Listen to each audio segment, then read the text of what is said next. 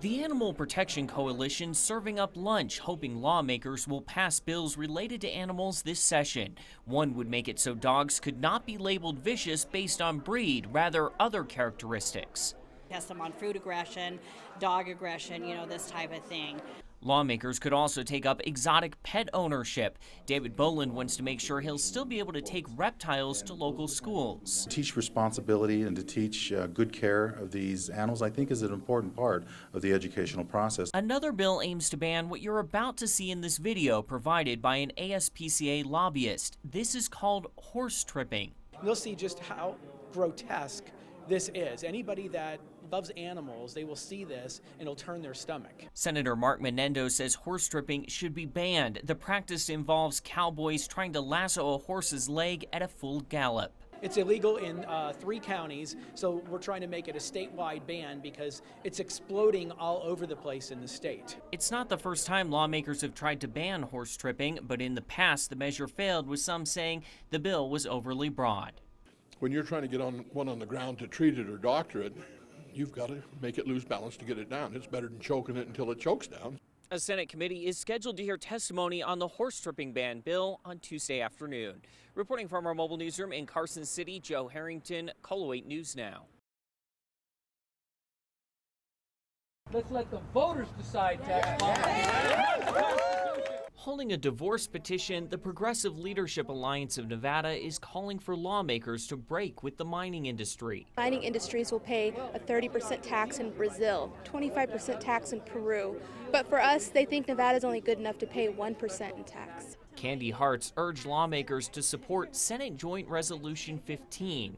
Plan says it's time to remove a tax cap on net proceeds for the mining industry, a provision of the state's constitution former state archivist Guy Rocha says was created when the economy was very different. The territory was struggling and the mines were struggling. Today, the state is struggling and the mining industry is booming. The net proceeds of minerals tax alone, a tax no other business pays, was nearly $250 million in 2011, the president of the Mining Association says in a statement. The mining industry is also quick to point out it pays more than just the tax on net proceeds, paying sales tax and payroll taxes too. Plan says it's gearing up for a battle. They will do everything in their power, willing to spend millions of dollars to kill SJR 15. They do not want to see this pass under any circumstances. Lawmakers approved SJR 15 in 2011, but because it's a constitutional amendment, this session must also sign off on it. Then voters would have to approve it next year. Reporting from our mobile newsroom in Carson City, Joe Harrington, KOLO 8 News Now.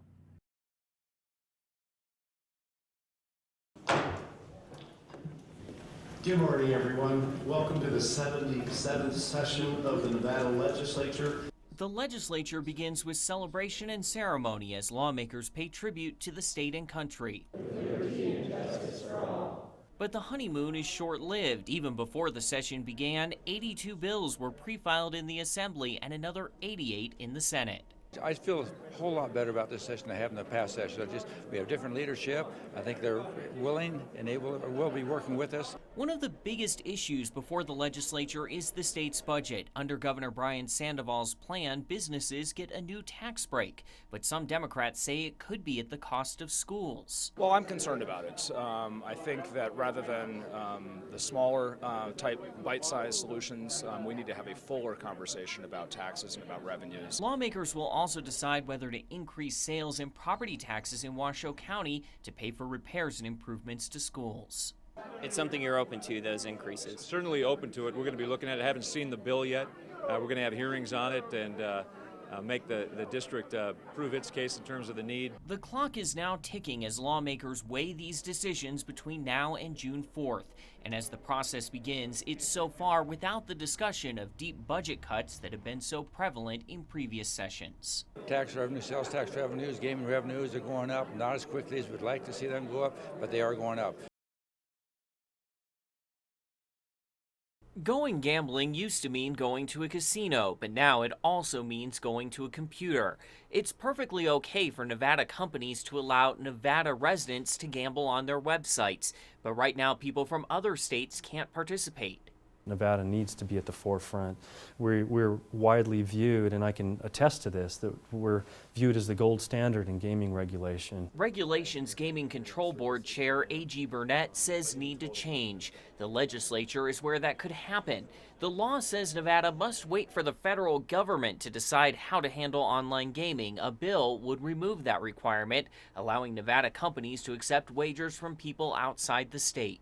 They're competing globally. Richard Wells of Wells Gaming Research says companies outside the U.S. are already taking bets from American players. So you have 4 to 6 billion of illegal gaming going outside the country. Some Nevada casinos are betting an online presence will help them cash in, while others fear online means fewer people in the actual building. The hope would be that it will be a supplemental form of gaming that will not totally replace brick and mortar casinos. Supporters of expanding online gaming say through taxes there's a lot in it for the state too. The companies are allowed to go live interstate, then the revenues will increase exponentially. The online gaming bill was pre-filed before the session even began. It's been introduced and is now being considered by a committee. Reporting from our mobile newsroom in Carson City, Joe Harrington, KOLO 8 News Now. The noisy boiler at Roy Gom Elementary is still working, but it's not without problems. We had one whole wing this morning without heat when we got here. It was 50 degrees this morning. The school's principal shows what it takes to keep pipes from freezing and the limited space for supplies. Otherwise, all of our storage is filled with children. X's mark technology paid for by parents, even copy machines, things that aren't in the school's ordinary budget. Andrea Hughes-Baird says her kids have seen the problems firsthand. Carpets that would trip kids. It was bad asphalt, some roofing. We had a sink that wasn't up to code. And it's not just a better learning environment the district wants to achieve. There are potential safety issues. In an emergency situation where we needed to lock down, all of our blinds are not functional. Educators say cubbies not built into the walls create blind spots, and while classroom doors here can be locked from the inside, that's not the case at all the schools in the district. Parent Leaders for Education, a group fighting for school funding, says $511 million is needed for capital improvements. There's no money source right now for the next 8 to 10 years. So what tax are you proposing? You'd have to talk with the district and the legislators. They're still working on it. Would you vote for a tax increase to pay for schools? I'm certainly looking at it favorably because I understand the problem here. Tax increases, though, could be a difficult sell for Republicans in Carson City. Governor Brian Sandoval may give some indication where he stands on the issue when he delivers the State of the State address on Wednesday. Legislators convene on February 4th. Reporting from our mobile newsroom in West Reno, Joe Harrington, KOLO 8 News Now. Wearing purple sashes, the Alzheimer's Association is spending time lobbying lawmakers. Among supporters are Marge and Jerry Purdy of Reno. Jerry, a retired civil engineer who worked on the nation's interstate system, took a memory test a few years ago. They have a standard memory test, 30 questions and that sort of thing. And I come up short all the time on remembering 5 common words. Jerry says the diagnosis, mild cognitive impairment, the early stages of Alzheimer's.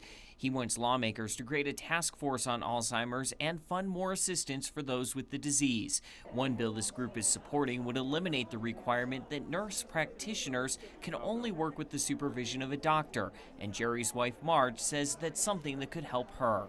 Not a burden, but it's a huge responsibility because every day you're not only thinking for yourself, but you're thinking for your person you're taking care of. The Alzheimer's Association also hopes regulatory changes could mean greater access to drugs used to treat Alzheimer's. When I take one in the morning, after about 10 or 15 minutes, I get a high and just everything's sharp. You're right on top of the game. Remember to do all the things you do in the household. I am grateful for the days that we have that are good days. We have good days, bad days, but mostly good days, and we make them good days. The Alzheimer's Association says because of better diagnostic technology, more and more are being diagnosed with the disease at a younger age. One of the bills being considered here in the state capitol would expand support like respite care for those under 60. Reporting from our mobile newsroom in Carson City, Joe Harrington, KOLO 8 News Now.